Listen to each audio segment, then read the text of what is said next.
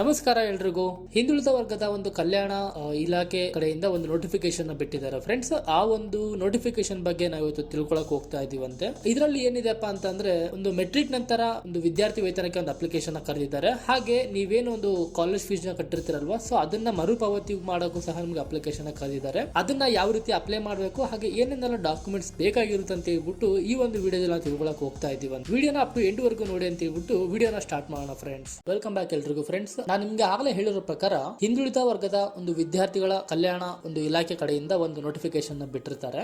So ಅದು ಯಾರೆಲ್ಲ ಒಂದು ಸ್ಟೂಡೆಂಟ್ಸ್ ಆ ಒಂದು ಕ್ಯಾಟಗರಿನಲ್ಲಿ ಬರ್ತಿರಲ್ವಾ, ಸೊ ಅವರು ಒಂದು ಅಪ್ಲಿಕೇಶನ್ ಹಾಕೋದಕ್ಕೆ ಎಲಿಜಿಬಲ್ ಆಗಿರ್ತಾರೆ. ಸೊ ಒಂದು ವೆಬ್ಸೈಟ್ ನ ಓಪನ್ ಮಾಡಿದ ತಕ್ಷಣ ಇಲ್ಲಿ ನೋಡ್ತಾ ಇರಬಹುದು 2024 ಮತ್ತು 25ನೇ ಸಾಲಿನಲ್ಲಿ ಒಂದು ಮೆಟ್ರಿಕ್ ನಂತರ ವಿದ್ಯಾರ್ಥಿಗಳು ಏನಿರ್ತಾರಲ್ವಾ ಅವರಿಗೆ ವಿದ್ಯಾರ್ಥಿ ವೇತನಕ್ಕೆ ಒಂದು ಅಪ್ಲಿಕೇಶನ್, ಹಾಗೆ ಒಂದು ಶುಲ್ಕ ವಿನಾಯಿತಿ, ಹಾಗೆ ವಿದ್ಯಾಶ್ರೀ ಒಂದು ಅರ್ಜಿಯನ್ನು ಅಪ್ಲಿಕೇಶನ್ ಕರೆದಿರ್ತಾರೆ. ನೀವು ನಾವು ಕ್ಲಿಕ್ ಮಾಡಿ 2024 ಮತ್ತು 25ನೇ ಸಾಲಿನಿಂದ ಒಂದು ಹಿಂದುಳಿದ ವರ್ಗದ ವಿದ್ಯಾರ್ಥಿಗಳು ಹಾಗೂ ಅಲೆಮಾರಿ ಹಾಗೂ ಅಲೆ ಅರೆಮಾರಿ ಒಂದು ವಿದ್ಯಾರ್ಥಿಗಳು ಯಾರು ಇರ್ತಾರಲ್ವಾ ಅವರಿಗೆ ಒಂದು PUC ಮತ್ತು PUC ಈಕ್ವಲೆಂಟ್ ಕೋರ್ಸಸ್ ಯಾವ್ಯಾವೆಲ್ಲ ಬರುತ್ತಲ್ವಾ ಅವಕ್ಕೆ ಒಂದು ಮೆಟ್ರಿಕ್ ನಂತರದ ಒಂದು ವಿದ್ಯಾರ್ಥಿ ವೇತನ ಹಾಗೂ ಶುಲ್ಕ ಮರುಪಾವತಿ, ಹಾಗೆ ವಿದ್ಯಾಶ್ರೀ ಊಟ ಮತ್ತು ವಸತಿ ಒಂದು ಸಹಾಯ ಯೋಜನೆ ಒಂದು ಸೌಲಭ್ಯವನ್ನು ಆನ್ಲೈನ್ ಮುಖಾಂತರ ಒಂದು ಅಪ್ಲಿಕೇಶನ್ ಕರೆದಿರ್ತಾರೆ.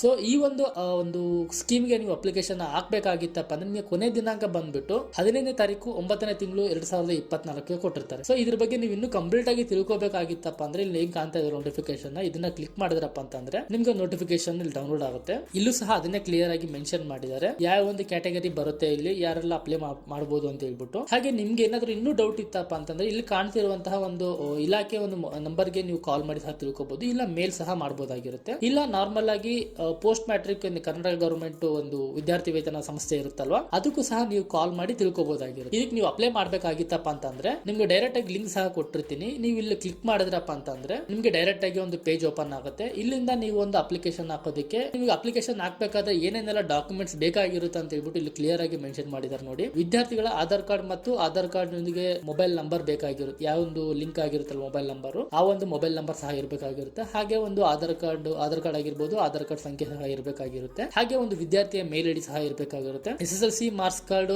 ಒಂದು ನೋಂದಣಿ ಸಂಖ್ಯೆ ಇರುತ್ತಲ್ವ ಅದು ಸಹ ಅವಶ್ಯಕತೆ ಇರುತ್ತೆ. ಅದಾದ ನಂತರ ನಿಮ್ಮ ಒಂದು ಜಾತಿ ಮತ್ತು ಆದಾಯ ಪ್ರಮಾಣ ಪತ್ರ, ಹಾಗೆ ವಿದ್ಯಾರ್ಥಿ ಒಂದು ವಿಕಲಚೇತನ ಆಗಿತ್ತಪ್ಪ ಅಂತಂದ್ರೆ ಅದು ಒಂದು ಗುರುತಿನ ಚೀಟಿ ಅವರಿಗೆ ಬೇಕಾಗಿರುತ್ತೆ. ಹಾಗೆ ವಿದ್ಯಾರ್ಥಿಗಳು ಒಂದು ವಾಸ ಇರುವಂತಹ ಜಿಲ್ಲೆ ಮತ್ತು ತಾಲೂಕು ವಿಧಾನಸಭಾ ಕ್ಷೇತ್ರದ ಮತ್ತು ಮನೆಯ ಒಂದು ವಿಳಾಸ ಅಂದ್ರೆ ರೇಷನ್ ಕಾರ್ಡ್ ಏನಾದ್ರು ನೀವು ಒಂದು ಡಾಕ್ಯುಮೆಂಟ್ಸ್ ಸಬ್ಮಿಟ್ ಮಾಡಬೇಕು. ಕಾಲೇಜ್ ಏನಾದ್ರು ಫೀಸ್ ಅಪ್ಲೈ ಮಾಡ್ತಾ ಇದ್ರಪ್ಪ ಅಂತಂದ್ರೆ ಕಾಲೇಜ್ ಕಡೆಯಿಂದ ಅಡ್ಮಿಷನ್ ಫೀಸ್ ರಿಸಿಪ್ಟ್ ಇರುತ್ತಲ್ವಾ ಅದು ಸಹ ಕೊಡ್ಬೇಕಾಗಿರುತ್ತೆ. ಅಷ್ಟೆಲ್ಲ ಒಂದು ವಿವರಗಳನ್ನು ನೀವು ಬೇಕಂದ್ರೆ ಒಂದು ಅಪ್ಲೈ ಮಾಡಬಹುದಾಗಿರುತ್ತೆ. ಓಕೆ, ಸೊ ಇಷ್ಟೆಲ್ಲ ಡೀಟೇಲ್ಸ್ ಎಲ್ಲ ಇರುತ್ತೆ. ನೀವೇನಾದ್ರೂ ಅಪ್ಲೈ ಮಾಡ್ಬೇಕಾಗಿತ್ತಪ್ಪ ಅಂತಂದ್ರೆ ಆದಷ್ಟು ಬೇಗ ಅಪ್ಲೈ ಮಾಡಿ. ಆದಷ್ಟು ಬೇಗ ಒಂದು ಸ್ಕಾಲರ್ಶಿಪ್ ಹಾಗೆ ಒಂದು ಶುಲ್ಕ ವಿನಾಯಿತಿ ಒಂದು ಅಪ್ಲಿಕೇಶನ್, ಹಾಗೆ ಹಾಸ್ಟೆಲ್ ಯಾರಾದ್ರೂ ಅಪ್ಲೈ ಮಾಡುವಂಗಿತ್ತಪ್ಪ ಅಂತಂದ್ರೆ ಅಪ್ಲೈ ಮಾಡಿ ಅಂತ ಹೇಳ್ತಾ ಈ ಒಂದು ವಿಡಿಯೋ ನಿಮಗೆ ಯೂಸ್ಫುಲ್ ಆಗಿರುತ್ತೆ ಅನ್ಕೊಂತಾ ಇದ್ದೀನಿ. ಸೊ ಇದೇ ರೀತಿ ಒಂದು ಕಂಟೆಂಟ್ ಬೇಕಿತ್ತಪ್ಪ ಅಂದ್ರೆ ಚಾನಲ್ ಸಬ್ಸ್ಕ್ರೈಬ್ ಮಾಡಿ. Thanks for watching. Have a great day.